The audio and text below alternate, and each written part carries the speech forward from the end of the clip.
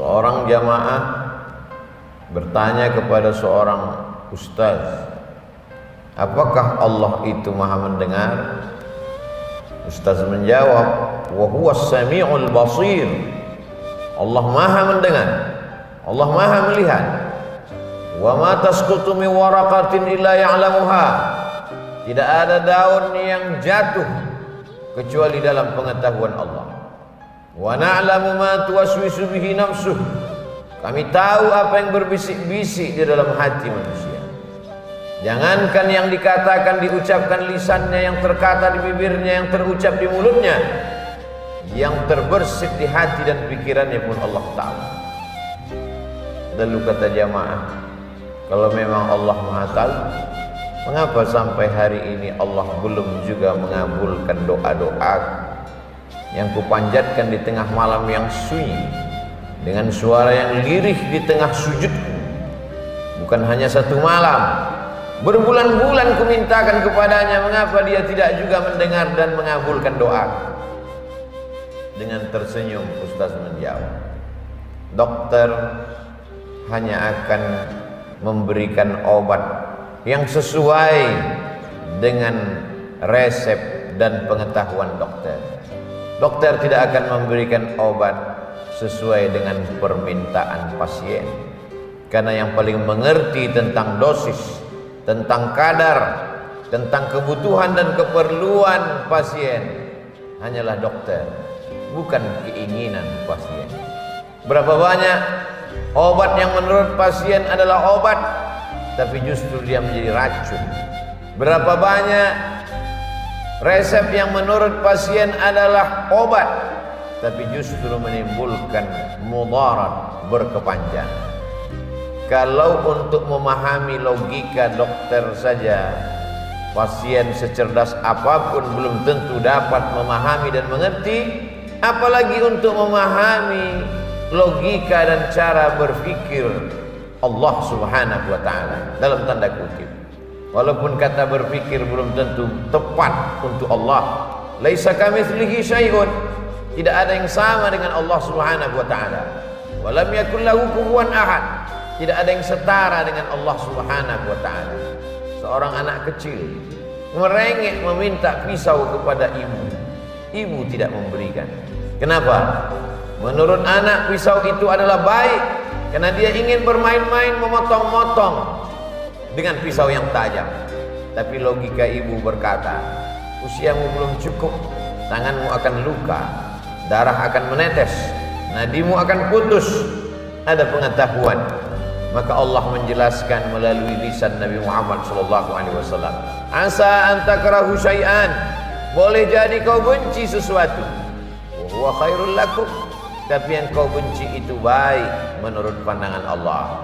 Asa an takrahu syai'an, boleh jadi kau benci pada sesuatu, wa yaj'alallahu fihi khairan katsira, tapi di balik kebencian itu ada kebaikan dan hikmah yang banyak.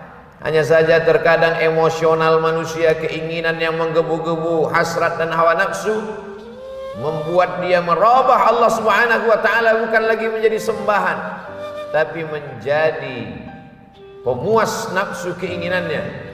Dia ingin Allah memenuhi segala keperluan permintaannya. Dia tidak pernah menganggap Allah sebagai Al-Khaliq, pencipta. Allah adalah Rabb, pencipta, pemelihara, pelindung, pengayom, pemberi rezeki. Oleh sebab itu Nabi Ibrahim berkata, Rabbi, ya Allah, Engkau yang menciptakan aku. Rabbi, ya Allah, Engkau yang memelihara dan menjagaku.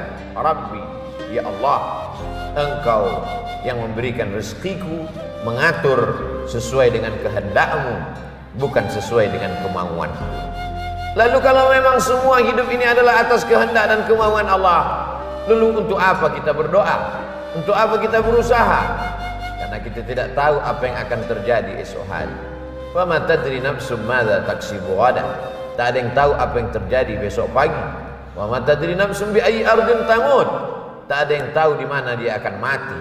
Karena kita tidak tahu, maka kita berusaha, berikhtiar. Kita diperintahkan Allah Subhanahu wa taala untuk berobat ketika sakit. Kita Kita diperintahkan untuk mencari rezeki ketika dia tidak ada. Akhrajakum min butuni ummahatikum. Allah yang mengeluarkan kamu dari perut rahim ibu kamu. La ta'lamuna syai'a. Kamu tak tahu apa-apa. Jangankan membawa apa-apa, kamu tidak tahu apa-apa. Lalu kemudian dia kayakan kamu, dia beri kamu kuasa, dia titipkan. Itu semua adalah ujian.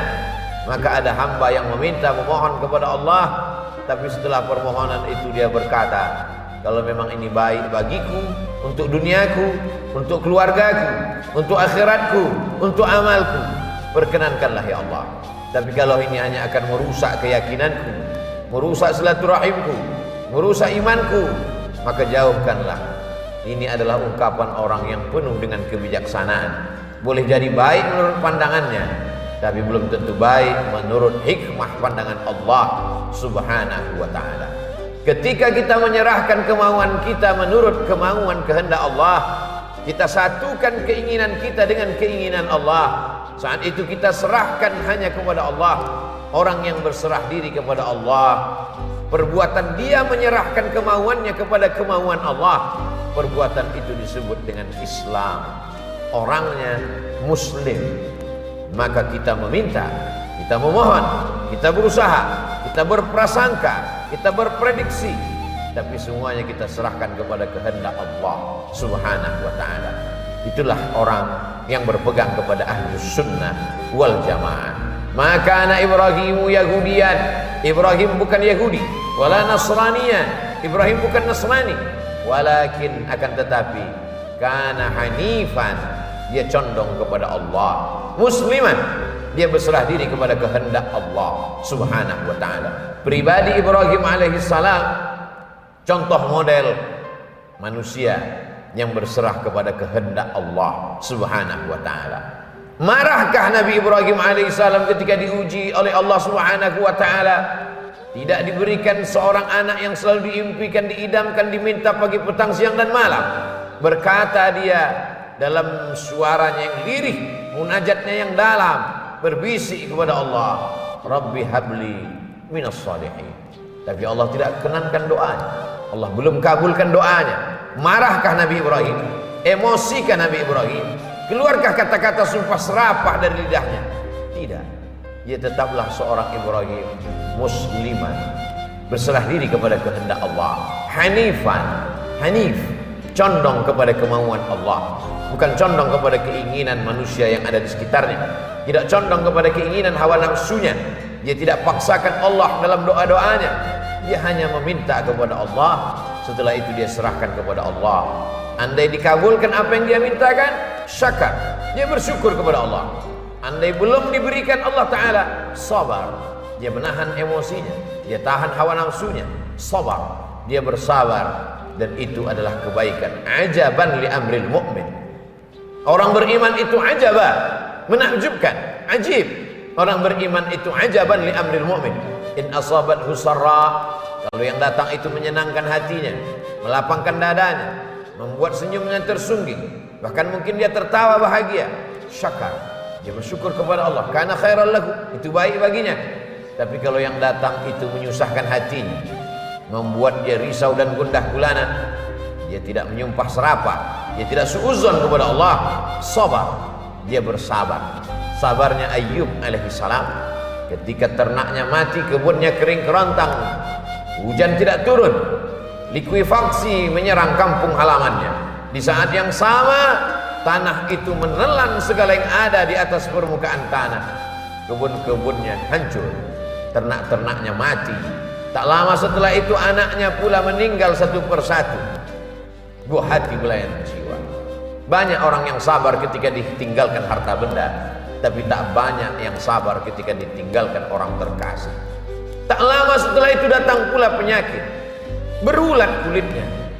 Satu-satunya yang setia mendampingi Rahma, perempuan yang penuh dengan kasih dan sayang. Oleh sebab itu selalu orang yang menikah didoakan, Allahumma arham bainahuma kama rahimta baina Ayyub wa Rahma. Buat mereka berkasih sayang sebagaimana kasih sayang Ayyub dan Rahma. Rahmah mengasihi Ayyub walaupun hartanya tidak ada, walaupun anaknya meninggal dunia, walaupun kulitnya terkena penyakit, tapi kasih sayang itu tidak berkurang sedikit pun. Marahkah Ayub? Keluarkah kata-kata caci maki sumpah serapah dari lidahnya? Tidak. Dia hanya berkata, Rabbi, ya Rabb, engkau yang menciptakan aku. Ya Rabb, engkau yang memelihara aku. Ya Rabb, engkau yang menjamin rezekiku. Anni massaniyad dur, aku kena penyakit ya Allah. Wa anta arhamur rahimin, engkau maha kasih di antara yang terkasih, engkau maha sayang di antara yang penyayang. Dia tidak berkeluh kesah, dia tidak mengadu dengan kata-kata yang kasar kepada Allah. Mengapa belum juga terkabul? Aku beribadah siang dan malam, aku adalah seorang nabi dan rasul. Mengapa ujian ini begitu berat? Dia hanya berkata, anni massaniyad dur, aku kena penyakit ya Allah. Wa anta arhamur rahimin, engkau tersayang di antara penyayang, engkau terkasih di antara yang kasih. Lalu Allah menyambut doanya, urkud birijlika, tumitmu, engkau tusukkan ke tanah, maka akan keluar air yang sejuk dan dingin. Mu'tasalun baridun, mandi engkau di air itu. Maka dia pun mandi. Maka Allah subhanahu wa ta'ala melepaskannya dari segala kesusahannya. Allah sedang menguji hambanya. Faqsusil qasasa, ceritakan kisah-kisah itu. La'allakum yatafakkarun, mudah-mudahan mereka berpikir. Bukan mereka saja yang berkeluh kesah, bukan mereka saja yang terkena musibah, bukan mereka saja yang terkena hati susah. Hamba-hambaku yang lebih salih dari mereka, yang lebih takwa dari mereka, yang lebih khusyuk dari mereka. Innallaha idza ahabba qauman, kalau Allah cinta kepada sekelompok kaum, ibtalahum, maka Allah uji iman hamba itu. Banyak sekali orang yang berkata setelah tahajud malamnya, setelah khatam Qur'annya, setelah zikir, tasbih, tahmid, takbir dan tahlilnya, ketika ujian itu datang, ujian bukanlah ketika engkau lulus melewati waktu dengan sholat duha, tahajud, witir. Ujian bukan hanya lulus ketika mampu menahan makanan. Ujian adalah ketika ujian sebenar ujian itu datang. Hasiban nasu ayyutraku ayyaqulu amanna, apakah manusia itu akan dibiarkan begitu saja berkata amanna, kami beriman, wa hum la yuftanun, padahal mereka belum diuji. Ketika kita mampu berkata asyhadu an la ilaha illallah, aku bersaksi bahwa tiada Tuhan selain Allah, wa asyhadu anna Muhammadan Rasulullah, Muhammad adalah rasul utusan Allah. Saat itu kita sedang berkata, aku siap menerima ujian ya Allah. Indah istana Fir'aun, tempat tinggal Musa alaihissalam, tapi Allah ingin mengeluarkan hamba ini dari zona aman. Allah ingin supaya ia tidak merasa nyaman di tengah orang yang zalim dan aniaya. Bagaimana cara Allah mengeluarkannya dari istana Fir'aun? Skenario Allah begitu indah. Ada masyarakat Fir'aun yang angkuh dan sombong, berkelahi dengan masyarakat kelas 2 Yahudi Bani Israel. Lalu kemudian datang Nabi Musa melerai, memisah di antara dua manusia yang berkonflik itu. Fawakazahu Musa, Nabi Musa memisah mereka berdua. Ternyata pukulan Nabi Musa itu bukan membuat mereka terpisah, tapi justru kematian yang datang. Musa yang gagah perkasa dengan tenaga yang luar biasa, keinginan hati ingin memisah melerai dua yang sedang berkonflik, ternyata membuat mati. Dan yang mati itu bukan dari kalangan Bani Israel, yang mati adalah dari kalangan masyarakat kelas utama, masyarakat komunitas yang sesuku sebangsa dengan Fir'aun. Kemarahan yang luar biasa. Nabi Musa keluar dari istana yang megah Fir'aun. Dia pergi bernaung di bawah pohon kayu yang rindang. Pohon kayu itu jadi saksi bagaimana seorang hamba Allah tidak ada tempat bergantung, tidak ada tempat bernaung, tidak ada tempat berlindung kecuali hanya kepada Allah. Ketika Nabi Muhammad SAW Isra dan Mi'raj, diperlihatkan oleh Jibril. Mengapa ada pohon kayu itu wahai Jibril?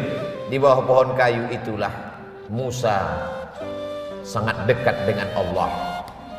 Bukan tempatnya, bukan pemandangannya, bukan pohon kayunya, tapi pernah di bawah pohon kayu itu ada orang yang sangat gagah perkasa, tapi dia merasa amat sangat tidak berdaya, sehingga tempat itu perlu ditunjukkan kepada Sayyidul Awwalin wal Akhirin, Sayyidul Anbiya wal Mursalin, Muhammad sallallahu alaihi wasallam, untuk mengingat kalau engkau pernah merasa dirimu hampa tak bermakna, orang tua tempat berlindung mati, harta tempat bernaung hilang, maka sesungguhnya masih ada Allah.